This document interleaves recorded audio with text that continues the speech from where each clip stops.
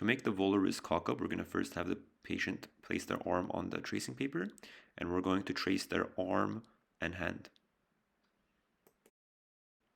We're going to mark the palmar crease from the pinky side and the index finger side right here, and we're going to connect those lines because the proximal end of the splint is going to be below the palmar crease.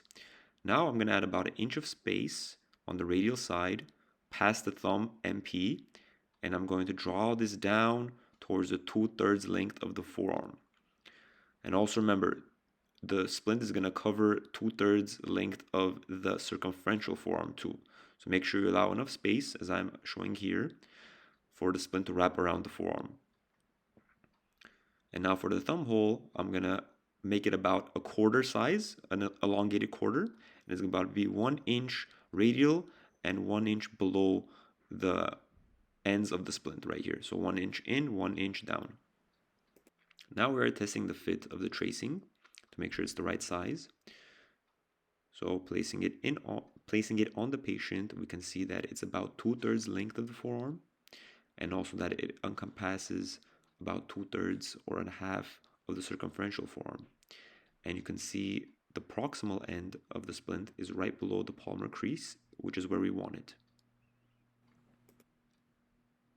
Once we have the right size of the design, we're going to trace it onto the splinting material as I'm doing here. I am adding very little of extra space just in case I need it for the splint.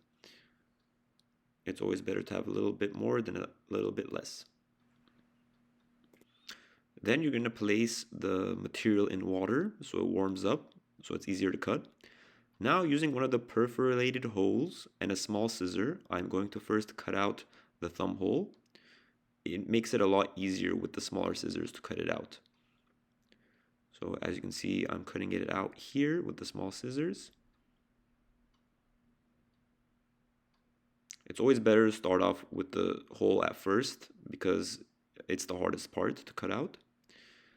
And then I'm going to cut out the edges of the splint using the proper splinting scissors, as I'm doing here.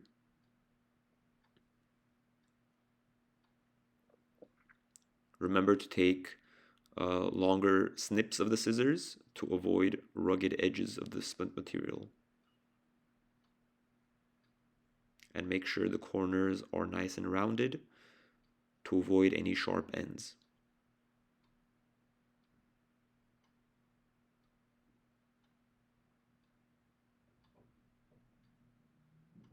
And here we have the design of the splint. Next part is to actually place it onto the patient. Once you're ready, you're going to place the material in the hot water and make sure it is moldable and soft when taking it out, as you can see here. First thing I'm going to do is I'm going to round out the thumb hole, which you can't really see too well here, but I'm rounding out the thumb hole so it's a more comfortable fit. Once I round it out, I'm going to place it onto the patient. So I'm finishing up the rounds. As you can see, it's a bit more rounded out. It's a bit bigger, the thumb hole. And then I'm placing it onto the patient here. Now, one thing you want to make sure is to have the patient in a supinated position, which I changed to here. So like this, palm up. Now, as you place the splint on, you want to let gravity do most of the work. And you just want to gently just rub down the splint, so make sure it conforms on the sides. But you don't want to add too much pressure because that could lead to pressure points. So let gravity do its job and mold the splint onto the patient, and you just support by having gentle swipes down the splint. You also want to gently press down around the palmar end just to make sure you get the palmar and thenar arches molded as well by the splint. So these areas you just want to gently just slide down to make sure it gets all the arches of that palm and hand. Now we're making adjustments. Here we're going to cut off from the top so he's able to flex his fingers better.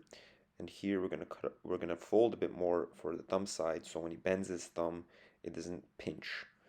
And then we're going to cut off a bit more of the splint so it's more of 2/3 of the length of the forearm. Now we are reinserting the splint in the pan, And as you can see here, I'm trying to stretch out the thumb hole even more because there was a little bit of discomfort when the patient was bending the thumb. So I am redipping and rounding it out more so there's more space for the thumb to move around. So, and I'm just rounding and I'm testing the fit just to see how comfortable it is, and constantly just making more adjustments. Another thing you can do is you can add some moleskin tape to make it a bit softer as well. So you just stick it onto that end where it's kind of pinching, so it's more of a comfortable fit. So we're testing it out, we're rounding more and more, and then we eventually get the right fit. Now I'm redipping the proximal end because I'm going to cut it off so that it is about more of 2/3 the length of the forearm. And then I'm going to make sure there's no sharp edges, snipping the sharp edges here. And now once I place it back onto the patient, I'm going to mark areas where I'm going to put on the Velcro strips. So I'm going to put one at the distal end, one in the middle, as you can see the mark here, and then one on the proximal end to hold the splint in place. Now I'm putting the Velcro strips on. As I mentioned before, we're going to have one on the distal end, one in the middle right here, and then one on the proximal end.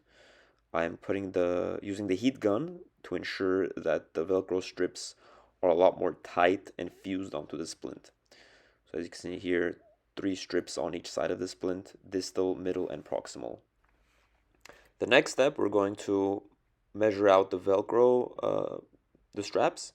For the distal end, we can have it a bit smaller. So as you can see here, I'm cutting it out halfway. This one we can make a bit thinner. I'm rounding out the corners and then placing it on. For the middle and proximal strap, we could have a normal length. And as you can see there, I was also rounding out the corners to make sure it doesn't come off easily. And just test the fit, make sure the length is fine, make adjustments, and then place it on again. And here we have the final product. As you can see, polar wrist cock-up keeps the wrist neutral, fingers are able to move, and no pressure points are being felt.